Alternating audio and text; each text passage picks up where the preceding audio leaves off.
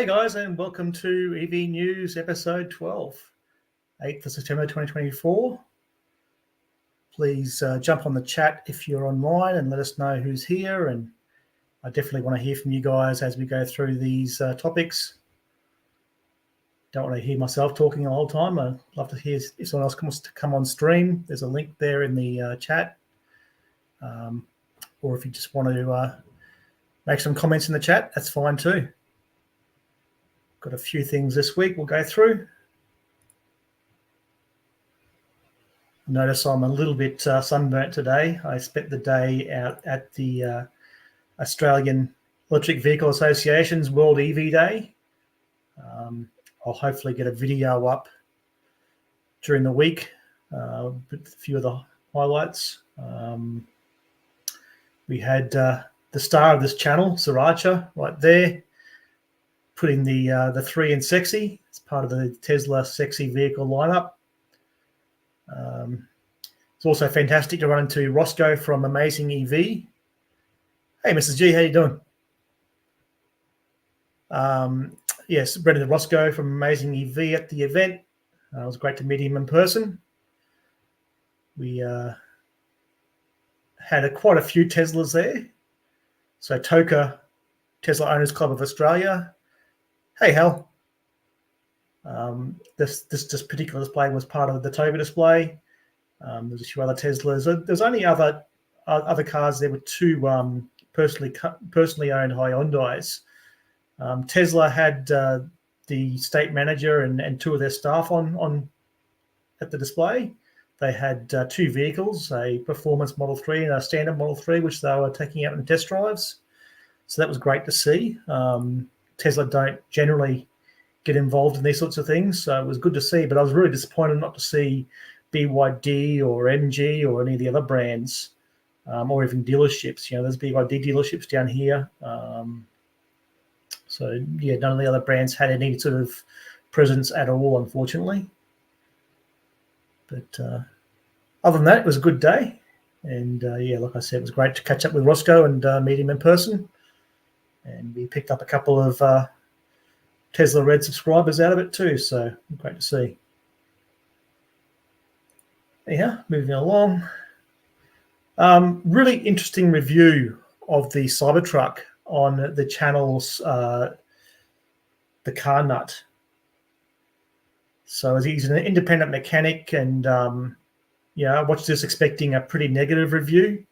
He's obviously not an EV convert like some of us, and definitely a very independent review. But he absolutely raved about the engineering, the Octavalve technology, heat management. So the Car Care Nut is the actual channel, sorry, as you see there.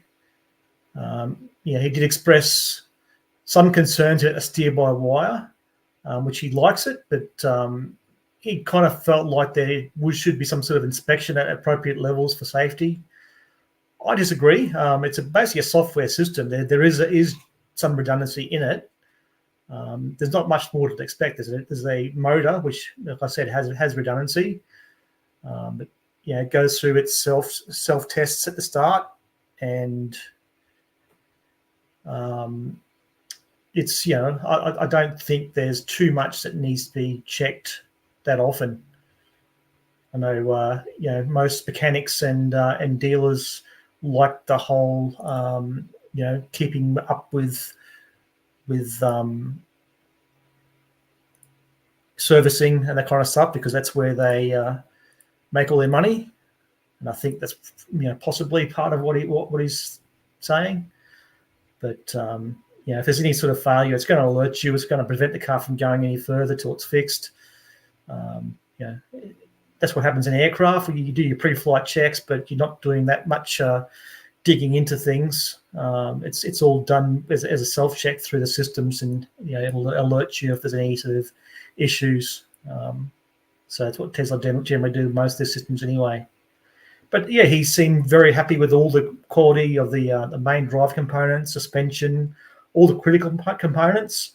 Was less impressed with the stainless steel, mainly due to the ability to keep it clean. Not overly impressed with some of the non-structural build quality, which I can see that, especially for a truck. Some of the plastics on the outside, the fairings, that kind of stuff, are a little bit flimsy. Loves the screen, loves the interior. He didn't expect to, but he felt it was much better than he expected. It's important to remember this is the first iteration of the Cybertruck. It's brought out a whole heap of new features. Hey, Sensei, and yes, have done. So yeah, it was a really good video. It's well worth checking out. It's a different point of view, but it's kind of reinforces that Tesla are very firmly focused on delivering an efficient, safe, and technologically advanced vehicle, more so than all the bells and whistles and the little fancy bits. And that's why, like I've said previously, I would not be surprised at all in the future if Tesla start focusing less on making vehicles themselves and instead start looking to license out the drivetrain and technology, software, and which they're decades behind in all those areas, and let other makers do all the fancy body fittings and that kind of thing. I really think that's probably the future at some point. I think they'll still make cars, but they won't focus as much on that as towards licensing to all these makers that have really fallen behind. And that's really the only way some of these legacy makers will survive. Yeah, hell, I agree. It was really good. 3 staff there, so that was great. Yeah, it's a shame. I don't know what the other brands are up to, but yeah. All right, moving along. Some year-to-date sales figures in China in this case, and we have Tesla well ahead, the Model Y in first place there by quite a margin. We've got Xiaomi SU7 in second place, Zeekr 001 in third, and then the Model 3 in fourth, and then the BYDs. So definitely some impressive figures. Sensei, did you just sign up? Thank you very much for that, mate. Really appreciate it.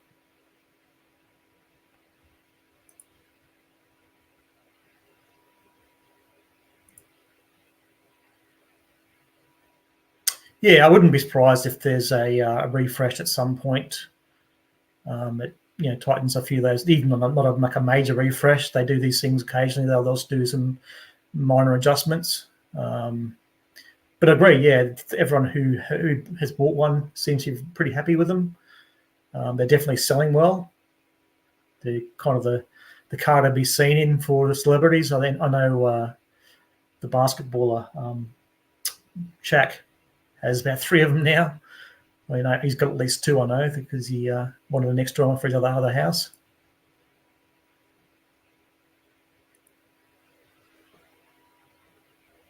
Be interesting to see if it makes it out here.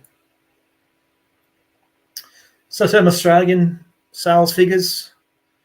I'll just bring this up a bit closer. So again, Model Y, Model 3, definitely well ahead, and daylight between them and the rest. We've seen a couple of months there where they've had lower figures, but overall they've definitely made up for it. And 3 times ahead of the next 2 BYDs, that's for sure. And then we've got the rest of them.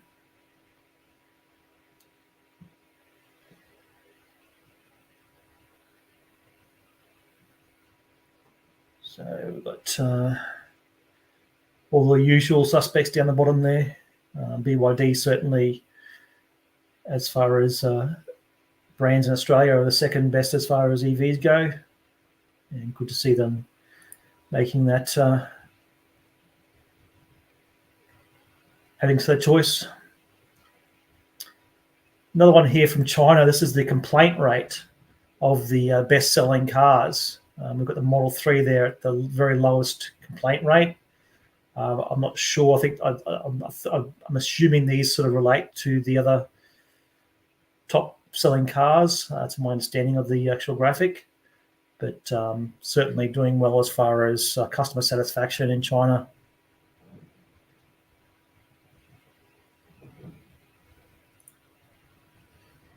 Okay, so we've talked about the 10th Robotaxi Unveil event. We talked about last week that the news came out. It was going to be held at Warner Brothers Studios in Burbank. We've got some more sort of hints now coming through that Green the Only, if you've heard of him, he does a lot of digging into software. He's kind of a white hat hacker who likes to dig into the Tesla software updates and see what's going on but in the background and see what features are coming out. He's noticed that Tesla have some, in the latest software builds that have gone out, have put a flag around the Burbank area to get any camera footage and telematics from the vehicles from those who allow sharing.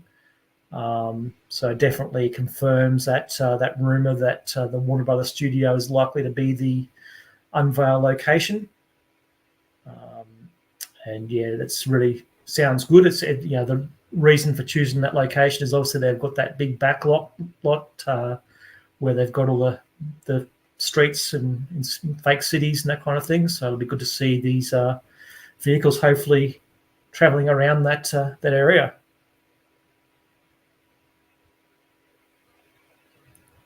It's not too far away now.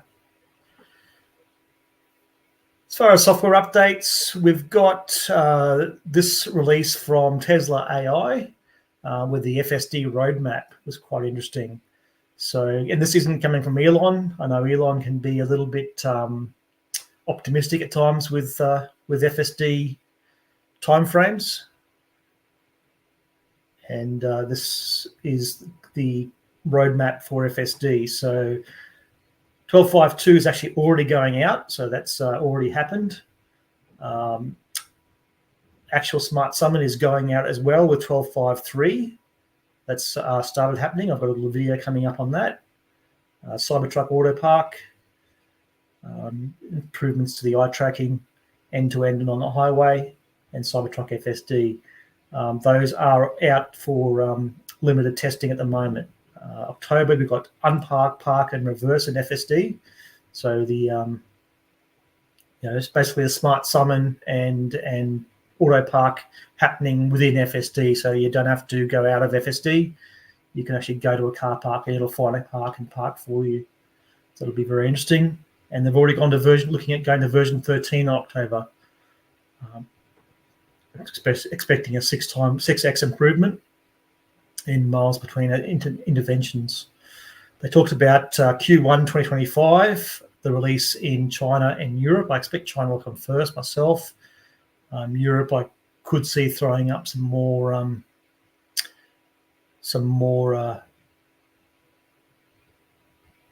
roadblocks, just because of the way Europe likes to be very pedantic with regulations. Stressing that these are only guesses. They are coming from the Tesla team rather than Elon, so I put a little bit more stock in them. And most of the September ones have already happened as well. So it's really promising to see. There was a question asked of Elon about whether or when Australia will see these FSD releases. And his reply was that right-hand drive markets he expects in late Q1 or Q2, pending regulatory approval. So that'll be very interesting. We'll see what happens out of that. I'm not going to hold my breath, but if we see it in the first half of next year, that would be awesome. Hopefully we see it next year at some point.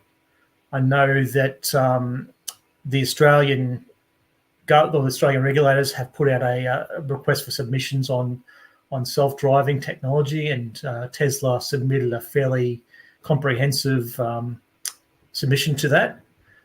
Talked about all sorts of things like having the ability to rotate seats, so you're not having to face forward, you can face backwards if you want to, being able to fully recline seats and that kind of thing in a full self-driving vehicle. So yeah, it'd be interesting to see what happens. I mean, as I said, Elon can be a little bit optimistic in time frames at some points. That said, though, look, something that hasn't ever been done before, it's very hard to give a time frame for. So anything to do with FSD and that kind of thing, I think you have to be a little bit understanding of the fact that there's no way of predicting an accurate time frame. When the one thing that I kind of get a little bit annoyed of, these keyboard warriors who want to act like they're smarter than Elon and rubbish all the time frames. Most of the things he's given time frames for actually have come through a lot faster. I think I mentioned it last week. The Model Y was 6 months ahead of schedule. We've seen factories built a while ahead of schedule. We're seeing the new factory now that's being built for the Megapacks well ahead of schedule. The compute clusters he's building are well ahead of schedule. So, as much as people like to rag on him for making a prediction that didn't happen, then sorry, I'm just looking at the comments here. There's been more times that he's actually come through well ahead of schedule and well ahead of when all the experts, A, said it would never be done, and B, said it would never happen in that sort of a time frame. Hey, Paul, sorry I didn't see you there. Just catching up on the comments here. Yeah, that's right. We'll see what happens, but look, it's something that's never been done before to this sort of scale and this sort of capability. So I'm not going to hold him to those time frames exactly. It'd be great to see it next year, but we'll just wait and see what comes out of it. I think they're definitely getting closer, and every video I see, as you'll see in a second, just the rate of progress is really mind-blowing. So here we've got Actual Smart Summon, which was released to testers as part of FSD 12.5.3. And it's in firmware 2024.27.20. So they're saying wide release next week. At the moment, it's only to a limited number. This particular video is courtesy of AI Driver, and definitely worth checking his channel out. Does some really good FSD videos. So I'll play this.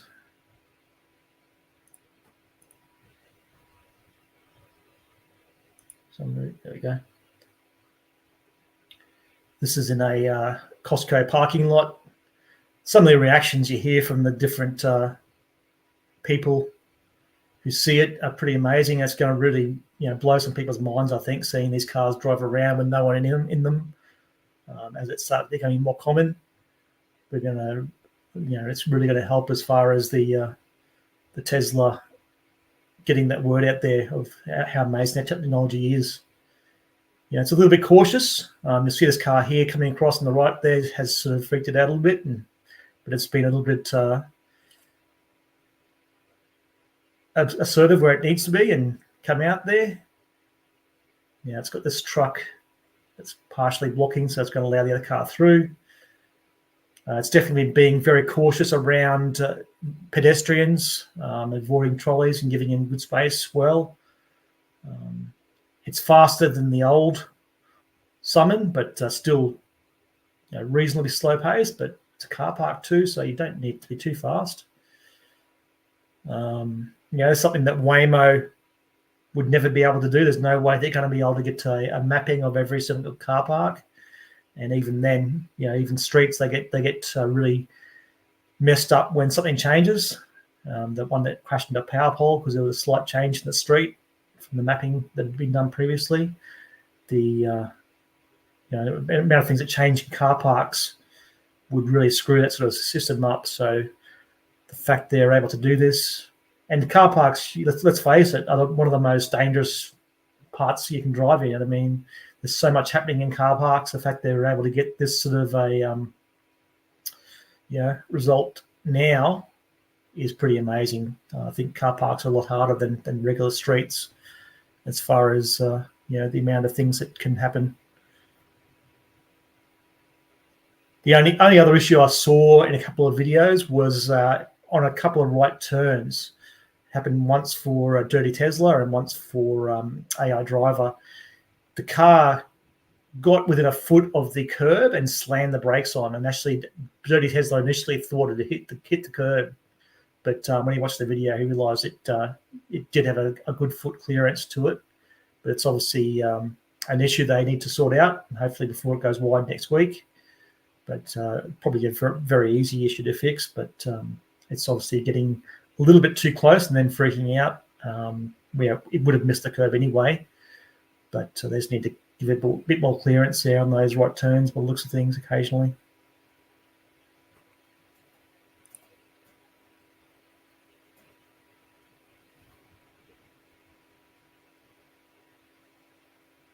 Okay, I didn't see that one. But yeah, so I know the new ADOs do work on the Tesla version 4s and version 3s. It's just the old ones that have a problem at the moment, which apparently they're not going to look at until they finish retrofitting all the seals. So yeah, that's a shame. But and the ADOs will have to pay for their retrofit by the sounds of things. But yeah, it's good that they're working on the newer ones at least. Actually, another video I saw it's worth looking at is there's a AI driver did one with a roundabout as well, and deliberately try to trick the car by being on the wrong side of the roundabout and have it see whether it would actually go around the roundabout or try to cut the corner. And it did actually went right around the roundabout, picked him up. So it was it's looking really, really good. All right, so some Tesla supercharger news. We've got Bright in Victoria now online. This is a photo posted on Facebook by Lester Laura.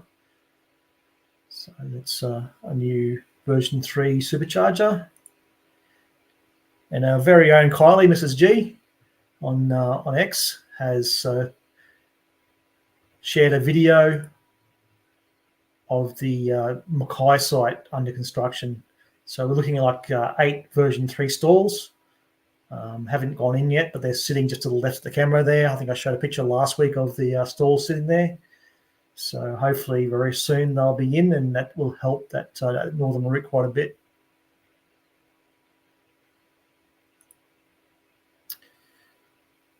Last bit of news I got for this week is VW. So they're closing factories in Germany for the first time ever, or at least they want to. They need to cut about 10 billion euro through closures and layoffs. Unfortunately, VW, half their board and their company is very much controlled by unions, so they're going to have a lot of problems trying to cut that amount of money. So that's going to cause some issues. Doesn't bode well for the partnership with Rivian. They've only invested $1 billion so far. The $5 billion they had promised as part of that partnership. So that's going to obviously be in jeopardy at the moment, especially if they run into problems trying to close these factories and lay people off. So yeah, another one that's definitely not in the best of shape at the moment. Not as I've said previously, the more brands we have making good EVs, the better, I think. So it's not great that we have these issues, but I think it's inevitable for some of these companies that have really missed the boat as far as getting on the EV train and trying to make a profit selling EVs. It's inevitable that a lot of them are going to end up having to close, merge, or start licensing from the likes of Tesla or BYD or someone like that. So be interesting to see.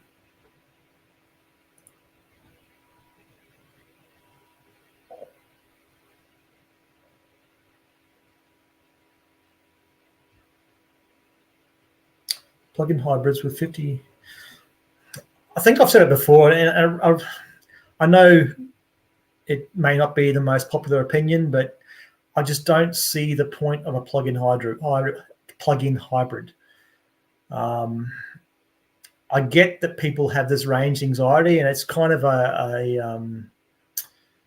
a feeder into the EV world, because people may buy a hybrid, realize they don't need the petrol at all, and the range is not an issue. Even in a plug-in hybrid that might not have anywhere near the range of a Tesla or something like that. But I don't know. It's just if you've got the ability to use a plug-in hybrid, then you can use an EV. I can understand a normal hybrid for those who can't charge at home, maybe a kind of a first step before they get to an EV.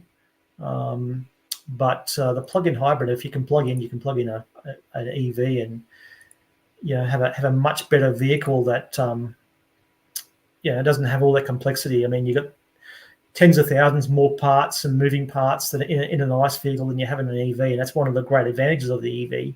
You're saving money on having to service all these parts that are not necessary. You've got the battery that makes driving that much cheaper and better. I don't know. I don't really see the point.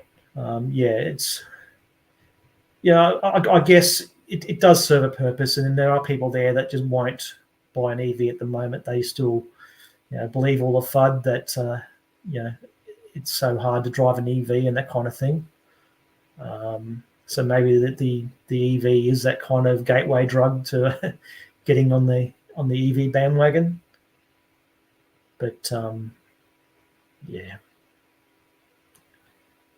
mean, it is something I considered, back before I began the EV journey. I was thinking, I wanted to look at a hybrid, but then I realised how good EVs were, and that they could definitely do everything I needed them to do, and that's when I went down that route instead. So they're only getting better. I can certainly see some of the vehicles that don't have the Tesla access to the Tesla superchargers. You've got a 50, 60 kilowatt charge rate, that kind of stuff. That could be a bad experience for someone who's doing long road trips. But if you get a decent EV, then they're certainly not just Teslas. There are other brands out there that do a decent job. They have the range, they have the charging capacity that make road tripping not an issue at all. But certainly with a Tesla, you've got no excuse at all. There's just the charging network's fantastic. I don't see any reason to go hybrid. Definitely interested in your guys' opinions, and feel free to jump in and correct me if you don't agree with me. But that's my opinions anyway. Anyone's got any other news to share, or anything that's come up during the week that you found interesting? Again, if you want to jump on camera or just voice, feel free to use that link at the top there.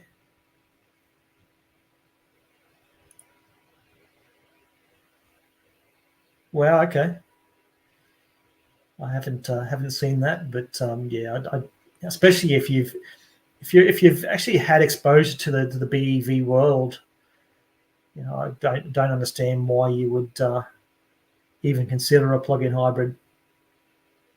It doesn't make a lot of sense. I definitely won't be wavering. I can guarantee you that.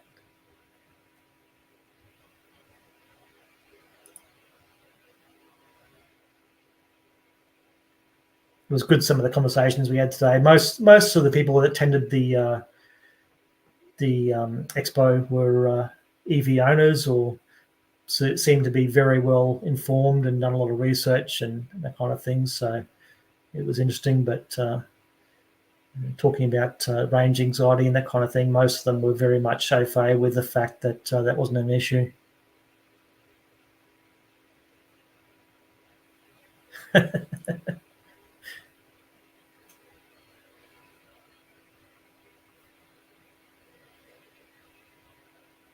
Oh, there you go. Okay, interesting. Yeah, I mean, you're either dragging around a motor that you're not using if you're in electric mode, or you're dragging around a big battery that you're not using if you're in petrol mode. And again, you've got the whole worst of both worlds as far as all the mechanical interconnections and that kind of stuff. You've got, if you're not going to be using the motor, if you end up becoming more reliant on the EV side of things, you've got to turn those motors over. You can't just have them sitting there. They'll run into a lot of issues as well. So, I don't really get it. Especially the charging, using petrol to charge is not a good idea either. It's kind of the most inefficient way to be.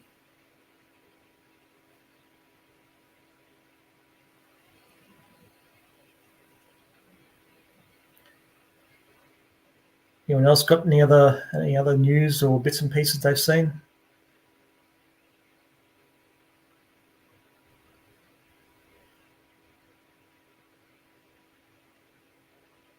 Might do another quick membership giveaway. Give me a second.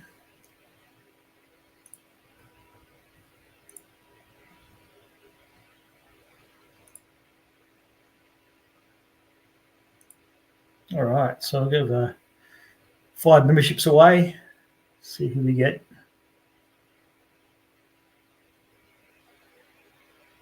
So Cam, Ben, John Myers, Lazy Jones, and Sean.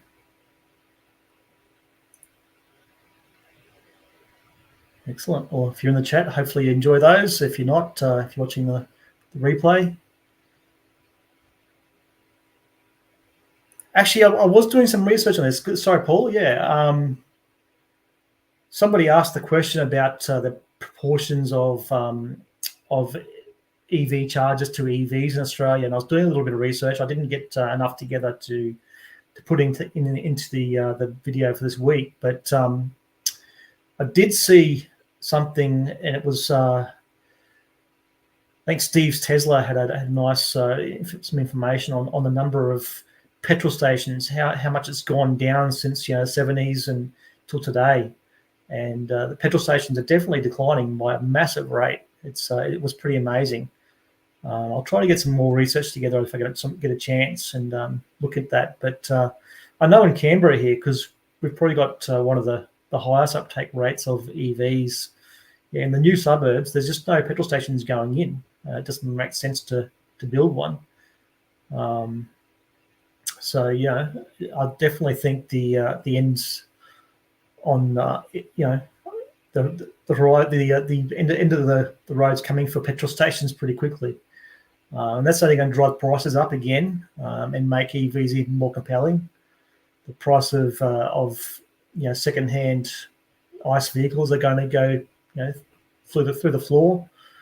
So I think if you're buying a vehicle these days, you have to, you'd be mad not to consider an EV. Okay, you saw the same video.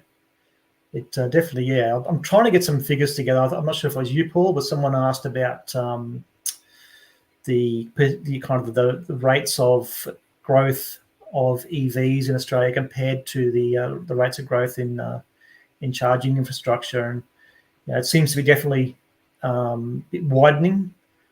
So the infrastructure is not anywhere near keeping up with the numbers of EVs, but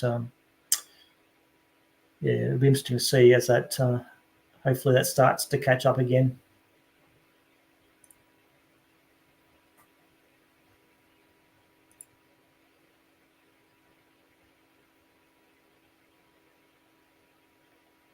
Talking about petrol stations there, Kylie.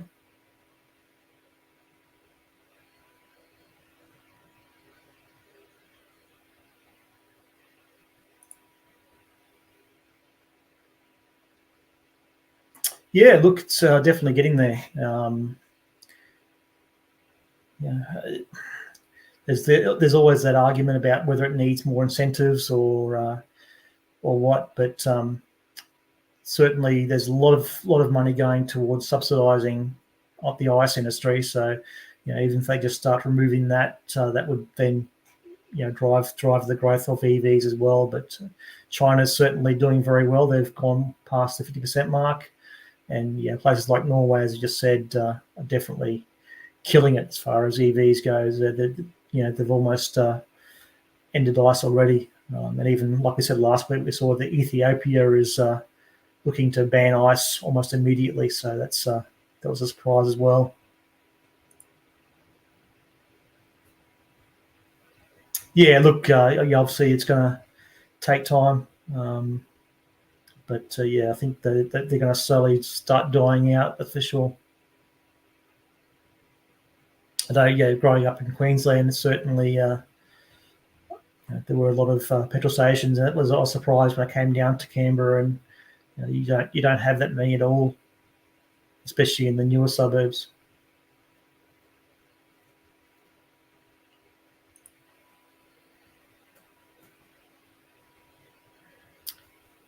All right, and no one else got any other comments or news bits, we'll call it tonight. But thanks very much for watching. Thanks for those that I ran into today and subscribed today. Really appreciate it. Really appreciate all the support, and we'll be here again next week, and hopefully have some more information. And it's great when you guys get involved in the chats and the comments there. And like I said, if anyone wants to jump on at any time, it's definitely well appreciated, and you're definitely welcome. But other than that, we'll call it a night, and see you guys next week.